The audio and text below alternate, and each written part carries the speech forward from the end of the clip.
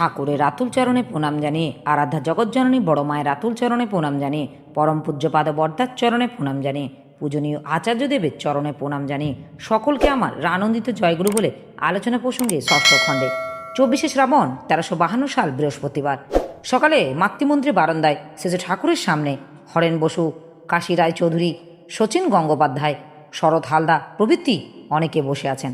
বাইরে আশ্রম প্রাঙ্গণে অনেকেই ঘুরে ফিরে বেড়াচ্ছেন। ফিলান্থ্রপি অফিসে কাজকর্ম চলছে, অনেকে এসে ইষ্টবিধি জমা দিচ্ছেন। আশ্রমের বাজারে অল্প অল্প কেনাবেচা চলছে।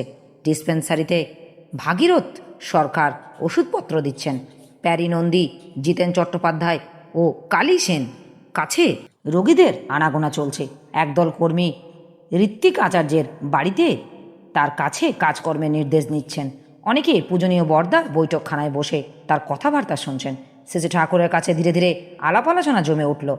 হরেন্দা জিজ্ঞাসা করলেন, খারাপ মানুষ নিয়ে চলতে হবে কীভাবে শেষে ঠাকুর? তার জন্য চাই সহানুভূতিপূর্ণ মনোবিজ্ঞান সম্মত ব্যবহার। অপরের দোষ নিয়ে নড়াচড়া করার ক্ষমতা দেখেই বোঝা যায় একজনের মনোবিজ্ঞান সম্মত ব্যবহার ক্ষমতা কত দূর। আর এই যে একটা মানুষের দোষ নিয়ে নাড়াচাড়া করতে হবে, সে তাকে একজন রোগী মনে করে অসীম ধৈর্যচ্যুতি ঘটলেই তুমি হেরে গেলে। যে যত বেয়ারা তার বেলায় তত সহ্য, ধৈর্য ও অধ্যবসায় লাগবে। সঙ্গে সঙ্গে চাই কুশল কৌশলী তেজ, বীর্য ও পরাক্রম। প্রয়োজন মতো এমন মেজাজও দেখাতে পারো যাতে সে ভয়ে সংযত হয়। কিন্তু তুমি যদি নিজের উপর অধিকার হারিয়ে ফেলো তাহলে কিন্তু তাকে তার সংযত করতে পারবে না। ইষ্টপ্রীতি থেকে যতখানি প্রবৃত্তি ঊর্ধ্বে থাকতে পারবে ততই কৃতকার্য হবে এই কাজে। চিকিৎসকের মনোভাব নিয়ে চলতে হবে। জ্বরটা বা রোগীটা কিন্তু মানুষটা নয়। রোগ আর মানুষ কিন্তু আলাদা। রোগ তাড়াতে হবে, মানুষটাকে সুস্থ করতে হবে। তার রোগ তোমার ভেতর যেন সংক্রমিত না হয়। ডাক্তার যদি রোগাক্রান্ত হয়ে পড়ে তবে রোগীর রোগ চিকিৎসা করবে কে? দোষ দেখে তাই কিছুতেই দুষ্ট হতে নেই। যে নিজের দুষ্ট হয়ে পড়েছে সে অন্যকে শিষ্ট করে তুলবে কিভাবে? জগতে অনেক রকমের খেলা আছে তো। ধরে নিতে হয় এও এক রকমের খেলা। সংকল্প করতে হয় আমি মানুষের দোষ দেখে দুষ্ট হব না, বরং তাকেই দোষমুক্ত করে তুলতে চেষ্টা করব। এই খেলা যদি একবার খেলতে আরম্ভ করো তাহলে দেখবে সব ক্ষেত্রেই অন্যকে ভালো করতে পারো বা না পারো, নিজে কতখানি ভালো হয়ে উঠবে। চারিদিকে খারাপ যা, তাও কিন্তু আমাদের ভালোই সুদৃঢ় হয়ে কম সাহায্য করে না। অবশ্য আমরা যদি সেই সাহায্য নিতে জানি, ঘাবড়াবার কিছুই নেই। পরমপিতা পরম দয়াল আমাদের মানুষ করে গড়ে তোলবার জন্য তিনি কত বিচিত্র ব্যবস্থা করে রেখেছেন। পথ আমাদের এন্তার খোলা। হরেন্দা, মানুষের জন্মগত সম্পদ না থাকলে কি তাকে ভালো করা যায় শেষে ঠাকুর? হ্যাঁ, জন্মগত ভালো জিনিস থাকলে সহজেই হয়, নচেত কঠিন হয়ে দাঁড়ায়। কিন্তু পারা যায়, কারণ মানুষের আছে প্রবৃত্তি ও প্রবৃত্তিপরায়ণ আকাঙ্ক্ষা। তোমার যদি থাকে আদর্শের প্রতি উন্মুক্ত অনুরাগ আর তাকে তদানুপাতিক চরিত্র, অভ্যাস এবং ব্যবহার, তবে তুমি তার কোনো একটা প্রবৃত্তি সূত্র ধরে সে তার ভিতর দিয়ে ঢুকে গিয়ে ধীরে ধীরে তাকে বাগে এনে ফেলতে পারবে। সে বিষয়ে কোনো সন্দেহ নেই। কিন্তু অত্যন্ত ধৈর্য চাই। ধরে নিতে হবে যে সে মাঝে মাঝে বেগড়াবে বলেই হাল ছেড়ে দিলে চলবে না। তীক্ষ্ণ নজর রেখে তাকে ভালোর দিকে আকৃষ্ট করে রাখতে হবে। এই যে কি পরিশ্রমের ব্যাপার, যে না করেছে সে বুঝবে না।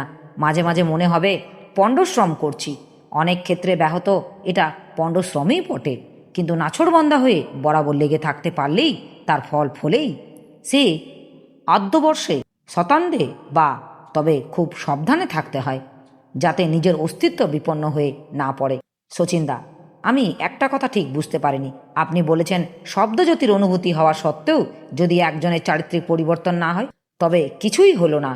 কিন্তু শ্রবণ দর্শনাদি হওয়া সত্ত্বেও চারিত্রিক পরিবর্তন হবে না কেন শেষে ঠাকুর? শব্দজ্যোতির অনুভব স্নায়ুর সাড়াশীলতা এবং গ্রহণ ক্ষমতা এরই পরিমাপক। তা দিয়ে বোঝা যায় আপনি কতখানি জিনিস নিজের মস্তিষ্কে বিদ্ধ করে রাখতে পারবেন এবং কতখানি ছাপ গ্রহণ করে, কতটা অনুসরণ করে আপনি কি নূতন অভ্যাস ব্যবহার মূর্ত করে তুলতে পারবেন। এটা আপনার সূক্ষ্ম শক্তিমত্তা ও চেতনার স্তর নির্ণয় করে। কিন্তু যে জিনিসটাকে আপনি কোনোভাবে নিয়োগ করবেন সে তো আপনিই জানেন। এ নিয়ে আপনি যে দিকে নজর দেবেন সেই দিকেই এগিয়ে যাবেন। চারিত্রিক পরিবর্তন তাগিদ মানুষ তত সময় ভালো করে বোধ করে না যত সময় পর্যন্ত সে ইষ্টের স্বার্থান্বিত না হয়। ইষ্টের প্রতি ভালোবাসা হলেই বুদ্ধি হয় তার মনমতো করে নিজেকে গড়ে তোলবার এবং নিজের আচার আচরণ ও সেবা ব্যবহারকে মনজ্ঞ করে মানুষের ইষ্টে অনুরঞ্জিত করবার। মানুষকে নিজের প্রতি আকৃষ্ট করবার লোভে কেউ যদি আচার ব্যবহারে মর্জিত করে তোলে তার ভিতরে কিন্তু কৃত্রিমতা থাকে এবং তাতে প্রকৃত চারিত্রিক পরিবর্তন হয় না। শচীনদা, অনেকেই দেখেছি নানা প্রকার অনুভূতি সত্ত্বেও কাম ক্রোধাদি যায় না। শেষে ঠাকুর, কাম ক্রোধাদি থাকা যে খারাপ তা নয়। কাম নাই নয়, ক্রোধ নাই নয়, লোভ নাই নয়, মদ নাই নয়, মোহ নাই নয়, মাৎসর্য নাই নয়, এগুলি থাকবেই।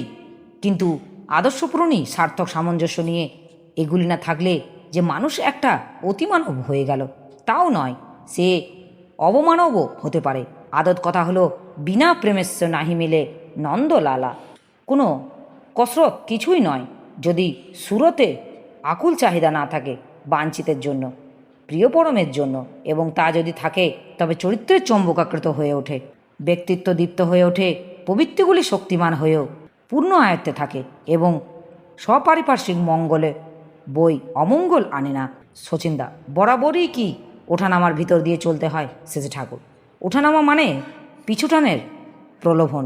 এ রাজ্যে পড়া বলে কিছু নেই। পতন হলে বুঝতে হবে আমরা তাতে দুর্বলভাবে যুক্ত। তিনি ভগবান, ষোড়শময়, তার প্রতি অনুরাগে সর্বশক্তি মুখর হয়ে ওঠে, সমস্ত বিরুদ্ধতা নিরস্ত হয়। ভক্তের ভাষার মাপ, চোখের ভঙ্গি, কথার কায়দা, প্রাণ গলানো চাল চলন ও হাব ভাবে বনের পশু পর্যন্ত অনুরক্ত হয়, সবই তার কাছে অনুকূল হয়ে ওঠে। প্রতিকূল যদি কিছু থাকে তার ভিতর দিয়ে সে আনুকূল্য আহরণ করে। তার পতনের কারণ হয়ে কেউ থাকে না, কিছু থাকে না। কথাগুলি বলতে বলতে শেষে ঠাকুরের চোখ মুখ এক অপরূপ লাবণ্য ও মাধুর্যে উদ্ভাসিত হয়ে উঠল। মুগ্ধ অন্তরে চেয়ে রইলেন সবাই সেই অপূর্ব প্রেম মূর্তির পানে। আমার এই আলোচনা প্রসঙ্গে কিছু ভুল ত্রুটি হয়ে থাকলে আপনারা আমায় ক্ষমা করবেন। উপস্থিত দাদা, ভাই, বোন, মায়েদের আমার আনন্দিত জয় গুরু।